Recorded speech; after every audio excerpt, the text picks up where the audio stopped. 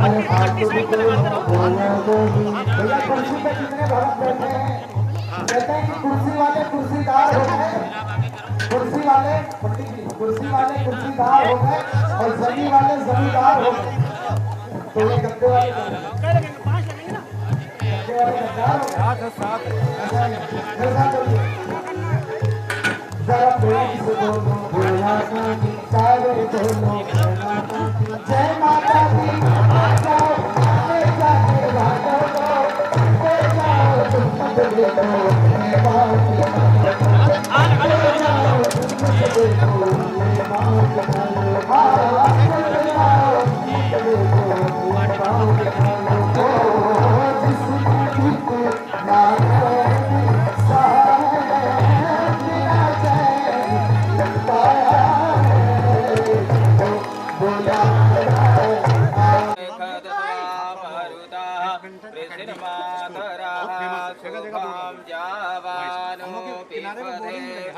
मैं बात अग्निर्जिह्वा मानवाः सोरच्छसो विश्वेनो देवाय वसाकमन्ये भद्रं कर्णेभिः श्रेणुयाम देवा भद्रं पश्येच्छमत्राभिर्यजत्रा स्थिरैरङ्गैर्तुष्टुवागुं सस्तानो मृगसे महि देवहितं यदायोः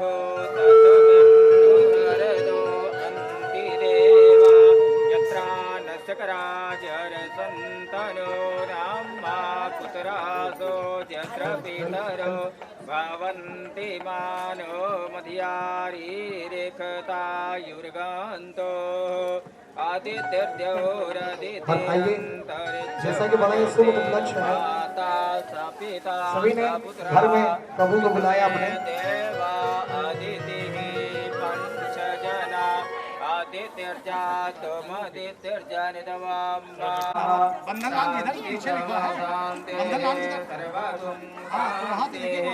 शांतिरेव शांतिः सामा शांतिरेधि यतो यतः समीहसे ततो नो अभयं कुरु सन्नः कुरु प्रजाभ्यो भयान्नः पशुभ्यः विश्वानि देव सविधरि दुरितानि पराशुभो यद्भद्रां तन्नया शुभो हरिः ओम् मङ्गलं कौशलेन्द्रायो मानीयाब्जगुणाब्धये चक्रवर्तिर्धनुध्यायात् सार्वभौमाय मङ्गलम् मंगलम भगवान विष्णुः मंगलम गरुड़ध्वजः मंगलम पुंडरीकाक्षो मंगलायतनो हरिः मंगलम भगवान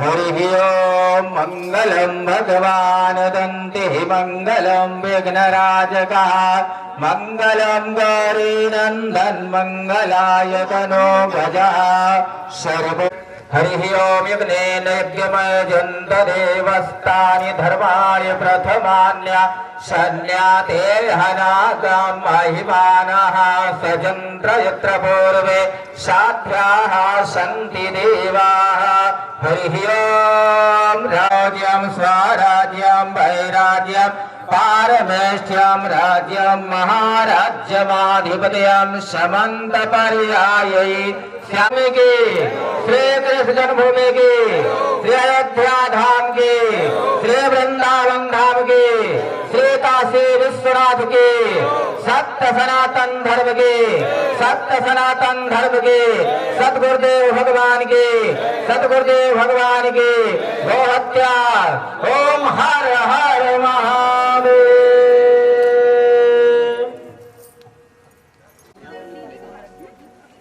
सजातो हरिः ओम् हिरण्यगर्भः समवर्तताग्रे भूतस्य जातः पतिरेकयासित् सदाधार पृथिवीं द्यामुते मां तस्मै देवाय हविषाविधिमा कृतायाः पूजा।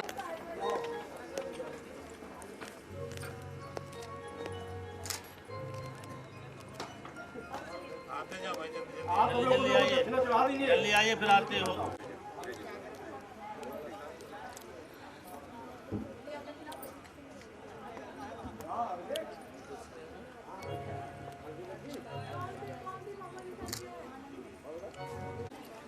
आओ चढ़ाओ, बैठा निकाल लो अपने, बैठा लेने का ही दे बोतलें चढ़ा दो। माता जी इसमें चढ़वा देंगे, माता जी चढ़ाएंगे तब ना सब चढ़ाएंगे, जब माता नहीं चढ़ाएंगे तो कौन चढ़ाएगा?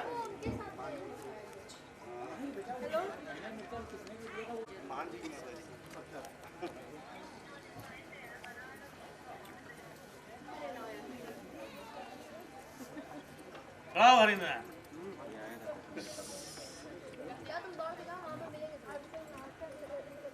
एक फूल ले लो, हो गया।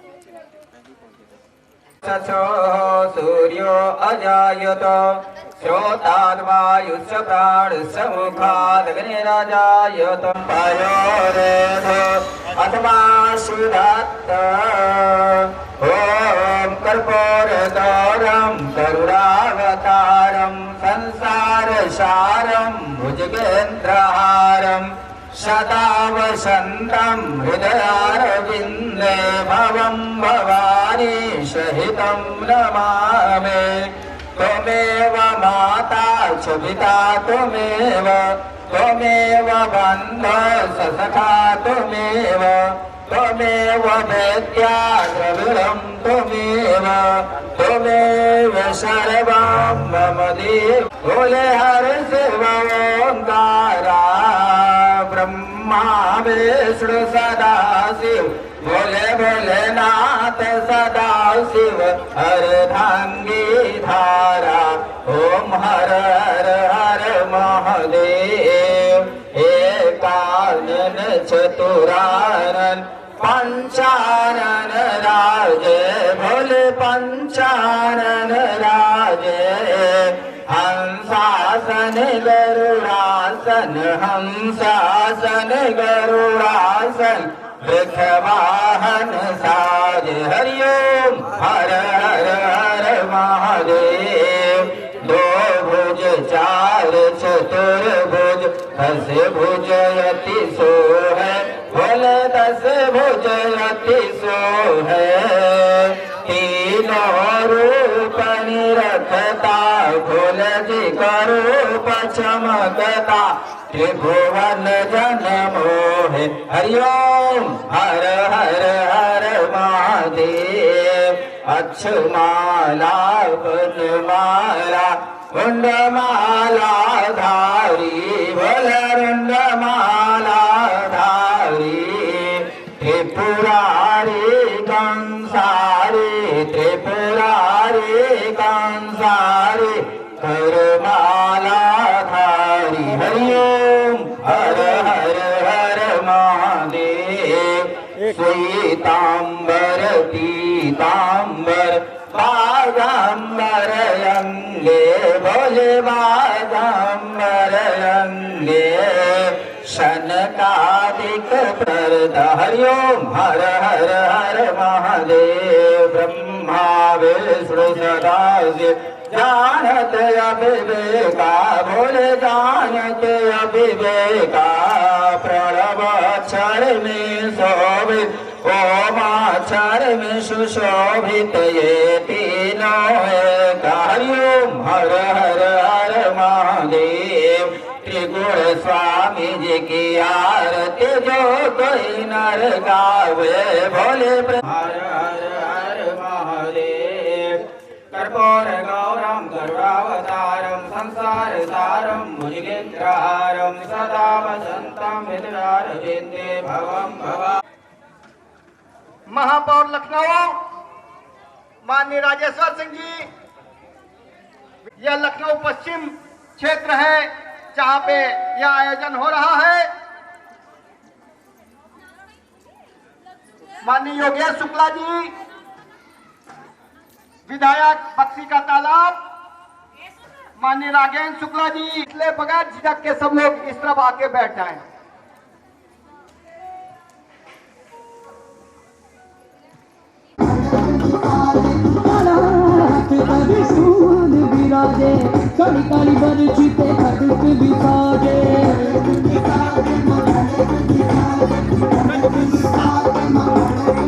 बंधन लान का एक ऊपर से दिख रहा है, वो उसी से दाहिने चले हैं। बंधन लान, एक मिनट। एक गाड़ी है जिसमें एडवोकेट लिखा है, कृपया वो अपनी गाड़ी हटा लें। उस गाड़ी में एडवोकेट लिखा हुआ है, जिसकी भी गाड़ी हो वो हटा लें, और जिनकी भी गाड़ी हो कृपया रोड पे जाके देख लें, अगर रास्ते में है तो अवश्य हटा दें उन्हें। कृपया गाड़ी रास्ते से हटा दें। थोड़ा साइड होकर खींच।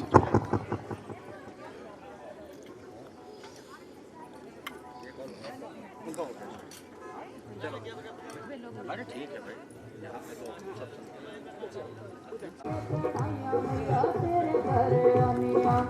चलना दे विच बैठे करी दे मैं पानिया जग दी सदाई होई जग दी सदाई होई खूब खींचिएगा।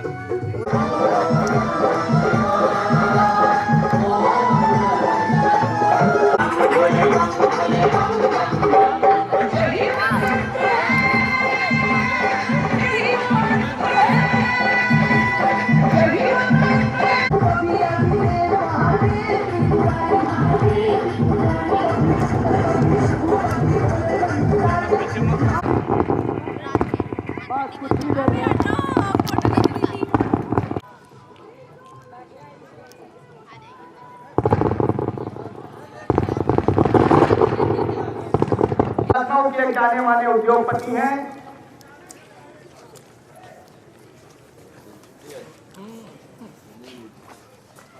श्री रवि, हम सभी हृदय से स्वागत एवं अभिनंदन करते हैं।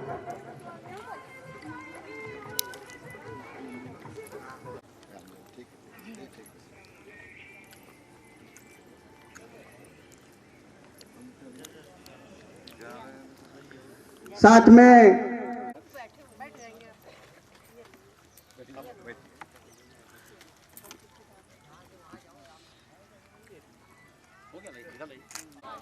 वृद्धों को, अपने परिजनों को, माता पिता को अगर ध्यान दिया जाए तो हमारे देश में वृद्धाश्रम अवसर आता है अपने माता पिता के लिए, तो वो उन्हें उनके हाल पर छोड़ देते हैं या बड़े गर्व से वृद्धाश्रम में छोड़ देते हैं।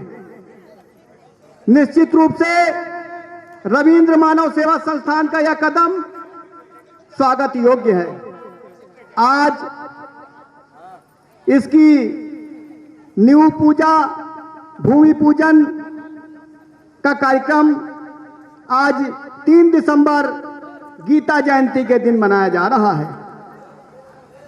अभी हमारे बीच में अन्य अतिथि भी पधार रहे हैं, उसके बाद उनके द्वारा भी इस कार्यक्रम का उद्घाटन किया जाएगा और आज से यह वृद्धाश्रम अपने अगले पड़ाव बनने की ओर अग्रसर होगा।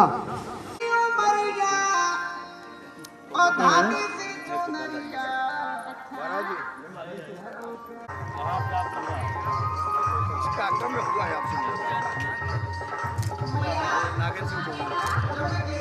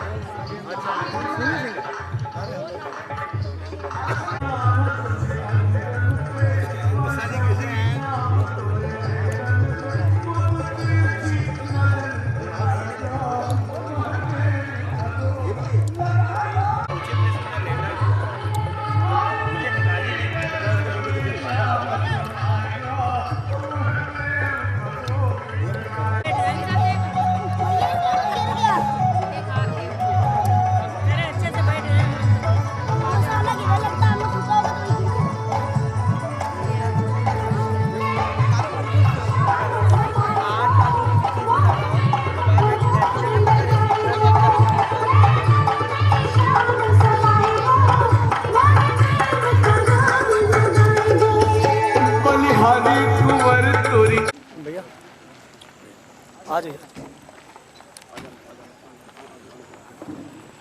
कार्यक्रम के मुख्य अतिथि माननीय दिनेश शर्मा जी के शुभ अवसर पर आज वृद्धाश्रम की न्यू पूजन भूमि पूजन का यह आयोजन इस स्थल पर संपन्न हो चुका है। अब हमारे आज के अतिथियों द्वारा नींव की ईंट रखी जाएगी और जो यादगार के लिए पत्थर लगेगा उसका शिलान्यास किया जाएगा। हमारे बीच में पहले से मौजूद माननीय शिव शंकर अवस्थी जी, जो कि श्री रविंद्र मानव सेवा संस्थान के मुख्य संरक्षक भी हैं, आज के कार्यक्रम की अध्यक्षता भी कर रहे हैं।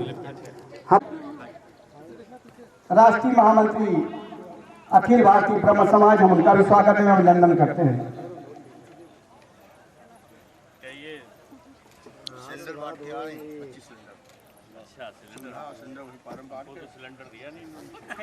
माननीय शिवशंकर अवस्थी जी भी मंच पे आ जाएं।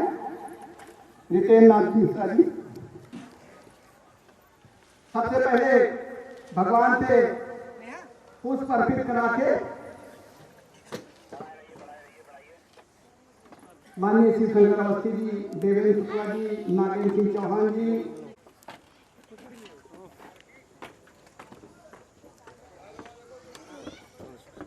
जल्दी से एकदम निपटवा दे संजय भैया, जल्दी जल्दी एकदम हवा के साथ। अच्छा बता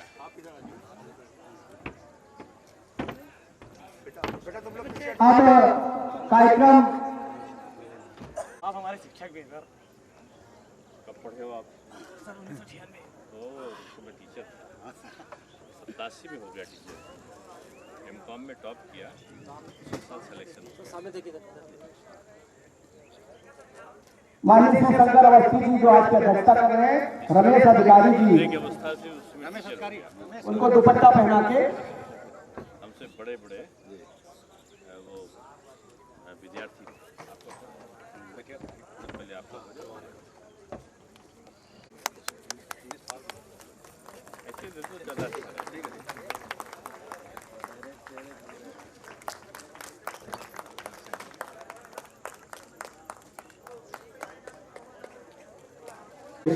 आ जाओ भाई, आ जाओ। नहीं ठीक है। अरे नहीं ठीक है। रेखा इनको वो मनोरमा जी बुला रही है। हाँ, आप इधर आ जाइए। ठीक है बाबू। भैया सामने इधर से आ जाइए। ठीक है। दीजिए स्मृति चिन्ह दीजिए। वो भी आएंगे। मैं संरक्षक सत्येंद्र कुमार शर्मा, ठीक है। श्री देवेंद्र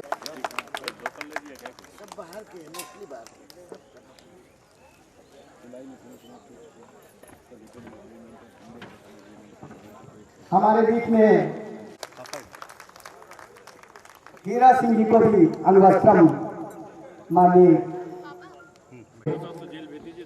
हमारे सबसे बुजुर्ग 93 वर्षीय उत्तराखंड से विशेष रूप से पधारे हीरा सिंह जी। आप यही रहते हैं? यहाँ कैसे आए? बेटा छोटा कानपुर से पेशकार आपको पहले बोलो। ठीक है। अच्छा, अध्यक्ष हैं आप? संबोधन दें, उसके बाद नीचे उतर कर हमारे इस कार्यक्रम के मुख्य प्रेरणा स्रोत आदरणीय श्री रविंद्र नाथ मिश्रा जी, इस कार्यक्रम के संस्थापक अध्यक्ष श्री रितेन्द्र नाथ मिश्रा जी, संरक्षक आदरणीय अनंत राम सिंह टीटू जी, संरक्षक आदरणीय सत्येंद्र कुमार शर्मा जी, व्यवस्था सलाहकार डॉक्टर अमित द्विवेदी जी, जीतेंद्र मिश्र जी, और जो इस पारा क्षेत्र को जिन्होंने अपनी परिश्रम और मेहनत के साथ, मैं जब पहली बार 2006 में महापौर बना था तो एक व्यक्ति जोर जोर से रोते भी थे, पैरों को भी पकड़ते थे, हाथ भी जोड़ते थे, धमकी भी देते थे, और यहाँ कच्चे को पक्के में परिवर्तन करने का, यहाँ पर लाइट, यहाँ पर सड़क, यहाँ पर पारा क्षेत्र में, क्योंकि ये तो भी मैं देख रहा हूँ पारा में ही, बाद में मुझको लगता है ये कॉलोनी बनी है, उसमें तमाम काम कराने वाले यहाँ के उस समय के पूर्व पार्षद श्री नागेंद्र सिंह, उनकी श्रीमती जी वर्तमान पार्षद और उपस्थित सभी महानुभाव। आज श्री रविंद्र मानव सेवा संस्थान के तत्वाधान में वृद्धजनों की निस्वार्थ भाव से सेवा के लिए वृद्धा आश्रम का निर्माण का भूमि पूजन कार्यक्रम रखा गया है और इस अवसर पर राम जानकी मंदिर के पूज्य संत साक्षात यहाँ पर विराजित हैं। 93 वर्ष के बुजुर्ग हीरा सिंह जी और दूसरे हमारे अन्य बुजुर्गगण यहाँ पर मौजूद हैं। मैं प्रश्न कर रहा था जितेंद्र जी से कि वृद्धाश्रम का कॉन्सेप्ट भारत की व्यवस्थाओं में, मैं समझता हूं कि जिसको आज लोग बोलते हैं कलयुग आ गया है। इस कलयुग में या यूं कहें कि कुछ आजादी के कुछ सालों के बाद से ये व्यवस्था प्रचलन में आई है भारत में ज्यादातर। पहले कोई स्वरूप रहा होगा वृद्धाश्रम का, मैं नहीं जानता, लेकिन पहले जो स्वरूप हुआ करता था कि गांव में जो बुजुर्ग होता था वो पूरे गांव का बुजुर्ग होता था। किसी का दादा होता था, किसी का काका होता था, किसी का चाचा होता था, किसी का पिता श्री बाबूजी होता था, माता जी होती थी और पूरा गांव अपने बुजुर्ग को सम्मान देकर सम्मानित हुआ करता था। यहां पर श्रवण कुमार से तीर्थ यात्रा कराने वाले माता पिता को यहां पर पुत्र हुए हैं। थोड़ा पीछे आ जाइए। यहां पर रामचंद्र जी ऐसे पुत्र हुए हैं जो माता कैकेयी के कहने पर और पिता के एक इशारे पर वनवास के लिए चले जाते हैं। यहां तो तमाम ऐसे उदाहरण मिलते हैं जिनमें माता और पिता के संबंधों को दर्शाया गया है और शायद भारत की जो सनातन संस्कृति है उस सनातन संस्कृति में इस प्रकार की व्यवस्था ही नहीं थी कि अलग से वृद्धों के लिए कोई आश्रम खोला जाए। मोहल्ले के लोग मिलके, गांव के लोग मिलके, परिवार के लोग मिलके उनकी सेवा करके समझते थे अगला जन्म हमारा पुण्य का ये अगला जन्म मिल गया है। लेकिन समय ने उन व्यवस्थाओं को बदला है। गांव की लड़की की शादी होती थी तो उस गांव में जो दूसरे गांव के लोग होते थे, जहां पे शादी होती थी लड़की की, उस गांव के लोग उस लड़की की ससुराल के गांव में पानी नहीं पीते थे तो हमारे वहां की बिटिया गई है। ऐसा हमारी मजबूत सनातन संस्कृति रही है। और यहां पर राज कैसे किया जाए, अंग्रेजों ने, मुगलों ने, तुर्कों ने, फ्रांसीसियों ने, पुर्तगालियों ने सबने हम पे आक्रमण किया और सब कुछ लूटा, नोचा, खसोटा, बर्बाद किया, लेकर धन संपदा को चले गए। एक चीज नहीं लूट पाए, वो थी हमारी संस्कृति। हमारे शास्त्रों को जलाया। मुगलों ने तो कहते कि हैं कि वहां के जो आचार्य थे उनकी चटैया को, शिखा को जलाते थे, जनेऊ को जलाते थे, शास्त्रों में आग लगा देते थे। तो उन शास्त्रों को वो लोग मुंह जवानी रट लेते थे और फिर से उनका पुनर्लेखन कर देते थे। इस प्रकार की संस्कृति रही हमारी। यहां तो इस पृथ्वी पर जीते जाते भाव में कोई अगर होता है देवता, तो लोग कहते हैं ये माता पिता हमारा देवता है और वो माता पिता ही देवता के स्वरूप में हमारे सामने आता है। इसलिए हम कह सकते हैं कि आज समय का बदलाव हुआ है और समय के बदलाव के साथ साथ हमारी प्राथमिकताएं बदली हैं। गांव में मुझे याद आता है कि गांव में जो हम लोग पुराने समय में देखें तो पिताजी होते थे, पिताजी चरण स्पर्श होता था। थोड़ा पढ़ गए तो वो बाबूजी हो गए, बाबूजी पैर लगी हो गया। थोड़ा और पढ़े लिखे हो गए तो बाबूजी बेचारे पापा बन गए और शहर में आ गए तो अंग्रेजी शहर में आने के बाद वो पापा डैडी बन गए और डैडी बनने के बाद अगर अंग्रेजी स्कूलों में कहीं नाम लिख गया बच्चे का तो वो बेचारे पिताजी, बाबूजी, पापा से होते होते, डैडी से होते होते वो डैड हो जाते हैं। मृत्यु हो जाती है हमारी सभ्यता की।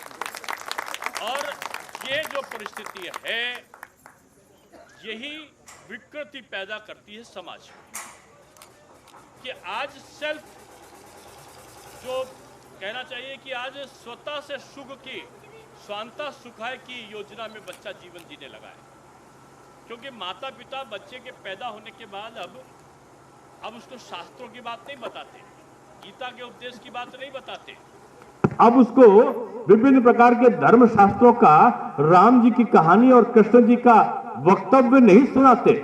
अब उसको सुनाते क्या है कि बचपन से बच्चा हो गया तो 3 साल के अंतराल में ही पता चला, थोड़ा थोड़ा बड़ा होते होते उसको कहीं बोर्डिंग में डाल दिया, थोड़ा बड़ा हुआ, बोर्डिंग से बढ़ते पढ़ते और वो और अच्छी शिक्षा प्राप्त करते करते उसको विदेश में भेज दिया, और विदेश में भेजते भेजते उसको नौकरी मिल गई, नौकरी मिलते मिलते वहीं पर किसी से शादी कर लिया। शादी करने के बाद जब लौट कर आया तो उसने देखा कि अरे ये जो माँ बाप बूढ़े हो गए, इन्होंने तो मुझे पाला नहीं, मुझे पाला आया नहीं, मुझे पाया सिर्फ संरक्षण गृह में, मैं पला बोर्डिंग में, मैं रहा बाहर में, अब इनकी सेवा मैं क्यों करूं? और वो उठाता है और सीधे वृद्धाश्रम में डाल देता है। ये व्यवस्था पश्चिम की व्यवस्था है, पश्चिम दर्शन है ये पश्चिम दर्शन, ये दर्शन नहीं, ये प्रदर्शन है। और ये भारत की संस्कृति, ये दर्शन है। हम दर्शन को भूलकर प्रदर्शन में पड़ जाते हैं, और यहीं पर ये जन्म लेता है वृद्धों के प्रति आस्था का भाव, जिसको उठाने का संकल्प लेता है समाज। मैं इसलिए रविंद्र मानव सेवा संस्थान को साधुवाद दे रहा हूं कि राजेंद्र जी आप जितेंद्र जी आप कम अवस्था में ही आप यहाँ के रविन्द्रनाथ जी, आप लोग अपने पूज्य, अपने पूर्वज शंभुनाथ मिश्रा जी और सुरजा देवी जी के नाम पर आज पूज्य कौशल जी महाराज के सानिध्य में वृद्धाश्रम बना रहे। मैं महापौर बना, और मैंने अभी एक कहानी सुनाई कि महापौर बनता था तो पारा में आता तो लोग घेर कर खड़े हो जाते थे, औरतें रोती थी फीवर नहीं है, बच्चे चिल्लाते थे पार्क नहीं है, बुजुर्ग कहते थे कि इस पर खंबे पर लाइट नहीं, वो सारा काम करते थे। लेकिन एक हमने वृद्धाश्रम मुझे भी बनाना पड़ा, क्योंकि देखता था, अभी कोरोना में मुझे देखकर मेरे रोंगटे खड़े हो गए कि पिता की लाश कोरोना में पड़ी है और बेटा नगर निगम में फोन करा रहा है, और कई तो फोन मुझे आए कि साहब किसी से कह दीजिए उठा ले जाए, उनकी डेथ हो गई है। पिता की सेवा करने में, माता की सेवा करने में पुत्र अपने कर्तव्यों पर निर्भर नहीं कर रहा था। अभी 2 दिन पहले मैं गुजरात से लौट कर आया। गुजरात में जिस घर में जाओ, लखपति करोड़पति, बड़ा बड़ा सा मकान, 4 चमचमाती हुई कारें, बहुत अच्छा सा ड्राइंग रूम, उसमें निकलते हुए लकड़ी को टेकते हुए वृद्ध दंपति, पति या पत्नी, और कराहते हुए आते हैं। चांदी की थाल में आई हुई मिठाई और चांदी के प्यालों में चाय पीते हुए, चुस्की लगाते हुए पूछिए बच्चे कहां हैं? बच्चा एक ही बच्चा था, वो अमेरिका चला गया। क्यों?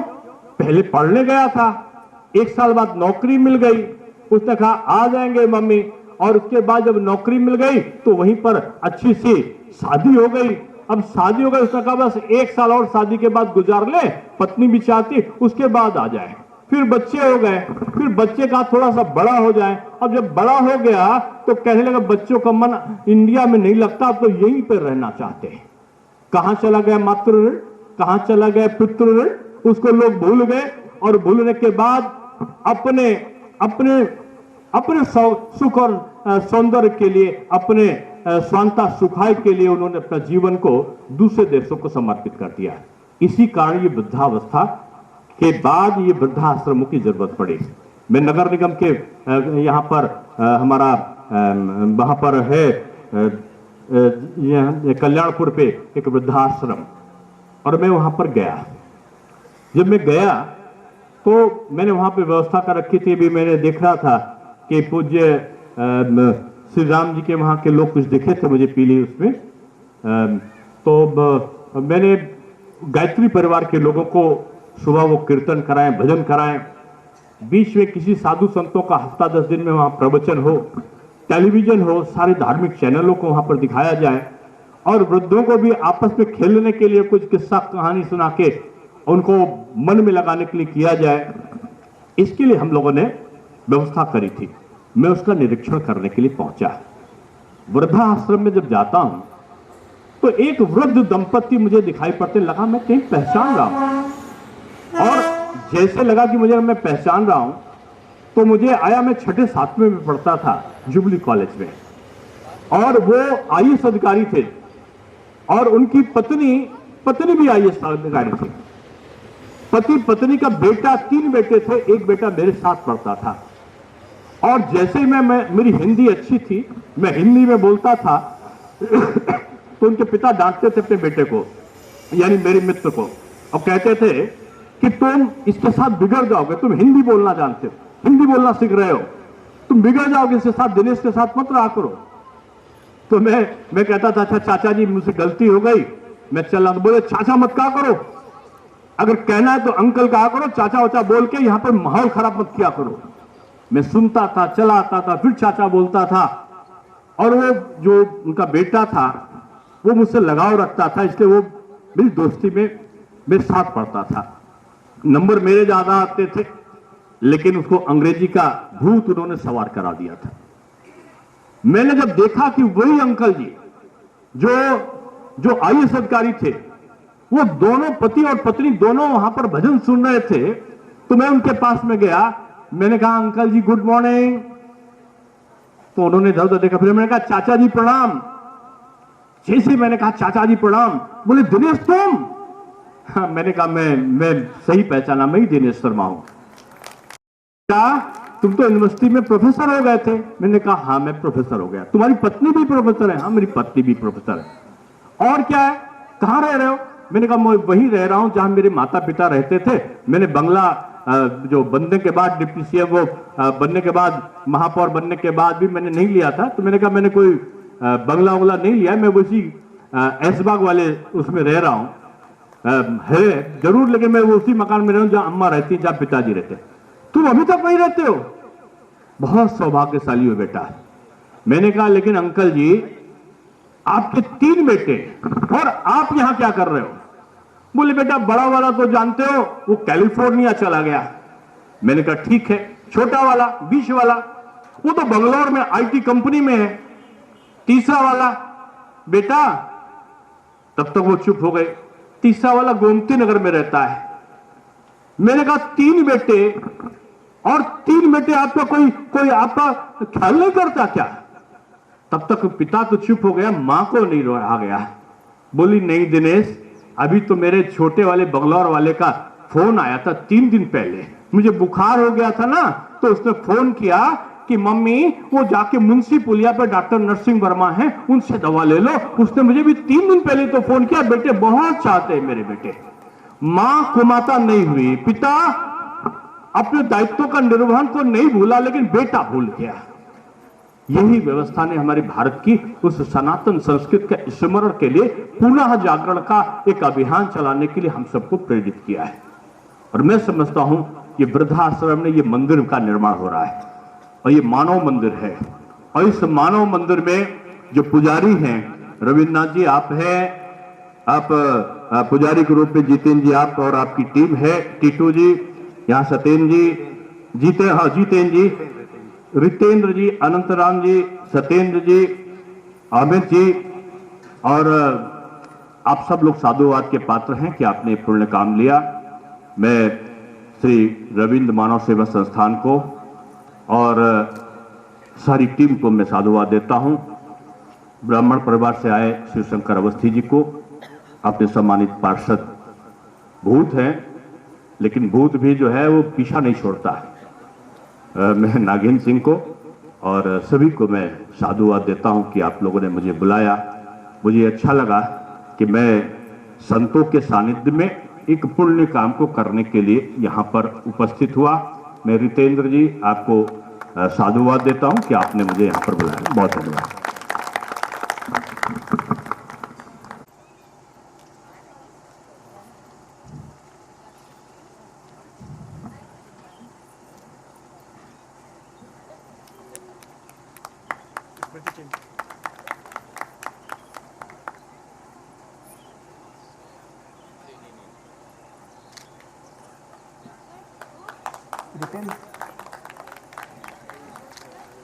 मंच पे किनारे खड़े रहिए, सामूहिक फोटो हो जाएगी।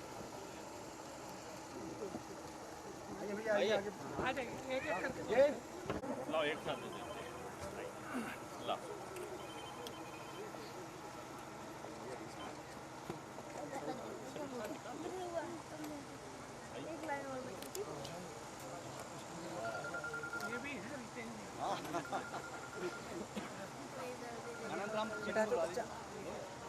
अनंत राम सिंह चिट्ठू जी, बेटा साइड हो जाओ, और साइड। रमेश अधिकारी जी जल्दी से आ जाए।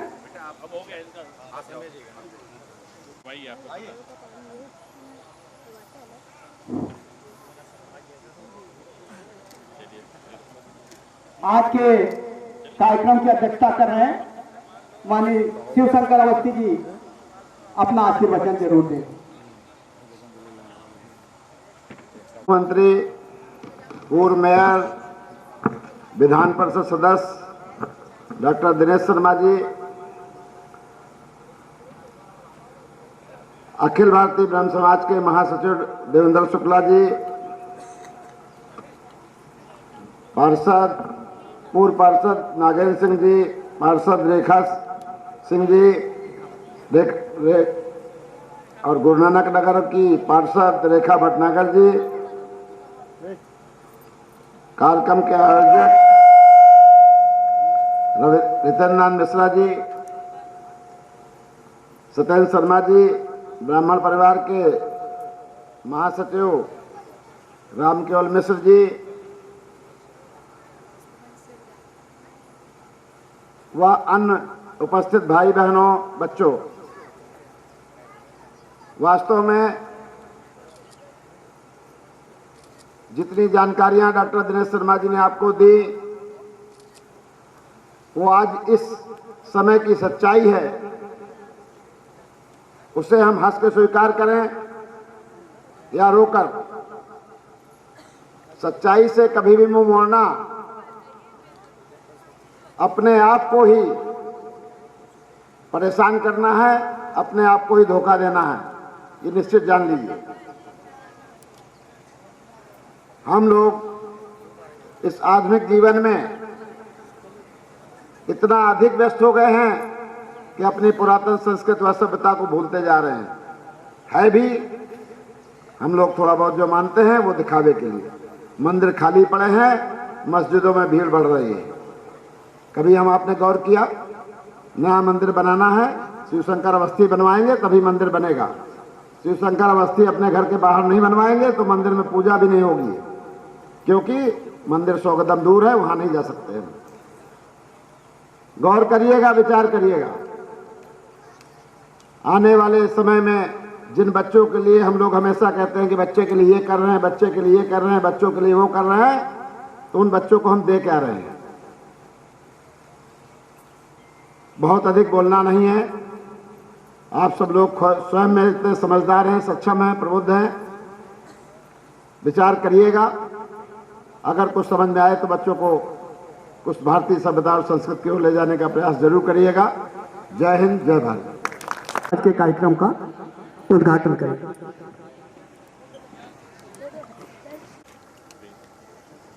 कमलनाथ दास जी से भेंट हुआ था, आपने उल्लेख किया था।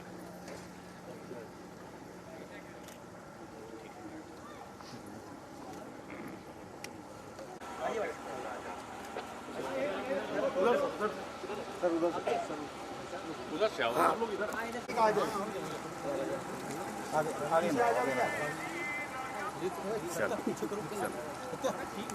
चलिए चलिए चलिए।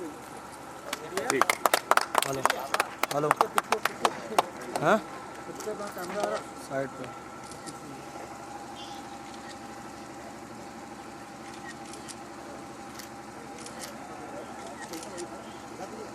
अभी कॉल कर रखा तो बोलिए।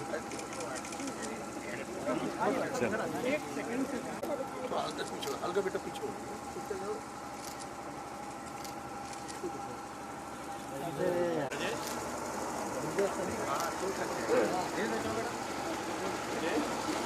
सर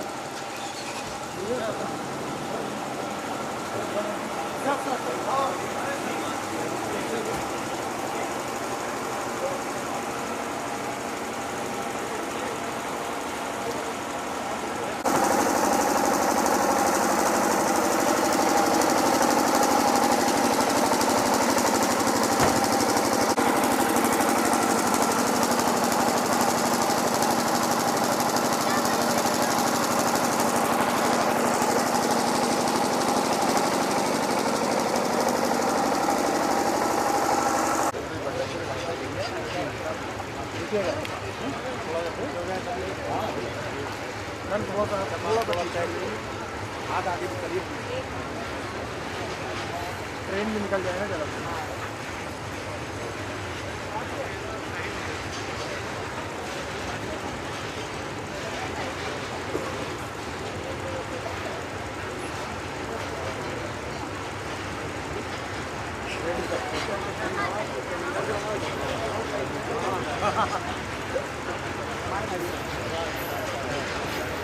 अरे कम से कम जो रहने आएंगे उनको एक काम मिल जाएगा, जो डिब्बे मिलते हैं। हाँ, अच्छा टाइम पास हो जाएगा।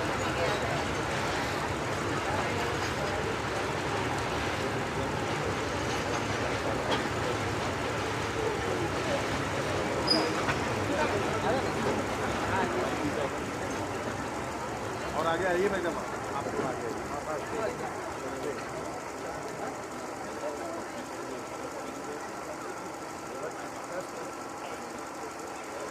श्री रविंद्र मानव सेवा संस्थान द्वारा आज वृद्धाश्रम की नींव रखी गई है, और क्या कहना चाहेंगे? श्री रविंद्र मानव सेवा संस्थान के द्वारा ये किया हुआ बहुत ही पुनीत और अच्छा कार्य है, जिसकी जितनी सराहना की जाए वो कम है। आज के वर्तमान परिवेश में इसकी बहुत आवश्यकता है। काफ़ी संख्या में जो वृद्ध जिनको कोई स्थान नहीं मिलता, जिनको कहीं पर सहारा नहीं मिलता, उनका वृद्ध जीवन वृद्धाश्रम में ही बीतता है। इस पुनीत कार्य के लिए इस संस्था के आयोजक श्री जितेंद्र नाथ मिश्रा जी व अन्य सहयोगियों को बहुत बहुत बधाई। समाज के सभी वर्गों के सहयोग से ये संस्था अच्छा कार्य करेगी और मानव सेवा को जो इन्होंने अपना प्रथम उद्देश्य बना रखा उस पर निरंतर प्रगति करेगी।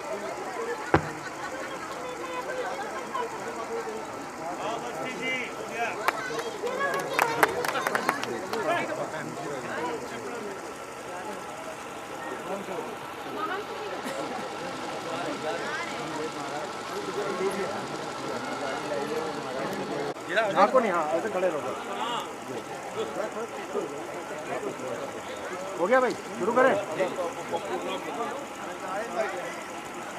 नितिन जी, एक तरफ तो लोग अपने माँ बाप को नहीं संभाल पाते, और आपने तो इतने सारे वृद्धों का आज ठेका ले लिया, और अभी दिनेश शाह ने नींव रख दी है।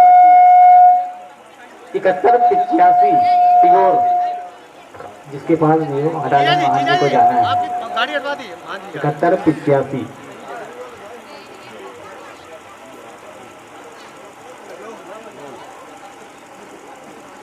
फिर से शुरू कर रहे हैं। नितिन जी, आज के समय में लोग अपने अकेले माँ बाप को नहीं संभाल पाते हैं, और आपने तो एक वृद्धाश्रम की नींव आज रख दी है। पहले तो ये बताइए कि कैसे ये ख्याल मन में आया, क्योंकि एक मल्टीनेशनल कंपनी में आप नौकरी कर रहे थे, अचानक छोड़ करके, और समाज सेवा, फिर ये वृद्धाश्रम की नींव, कैसे ये मन में विचार आया? मैं 2013 में जयपुर में पोस्टेड था, तो वहाँ पे 4:30 बजे करीब मैं कोटा जा रहा था, मेरा कोटा टूर लगा हुआ था।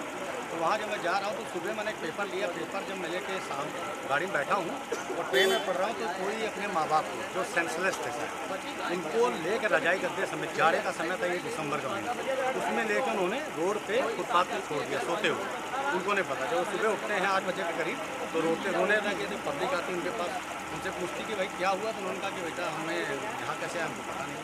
तो उन्होंने कहा कि आप लोग कहाँ रह रहे हैं, तो उन्होंने कहा ये भी नहीं पता। तो उन्होंने कहा आपके बेटे का नाम क्या है, मुझको ये भी नहीं पता। उन्होंने कहा मेरी माँ का नाम, आपके बहू का नाम, पोती के नाम, पोते के नाम, उनको कुछ भी नहीं पता।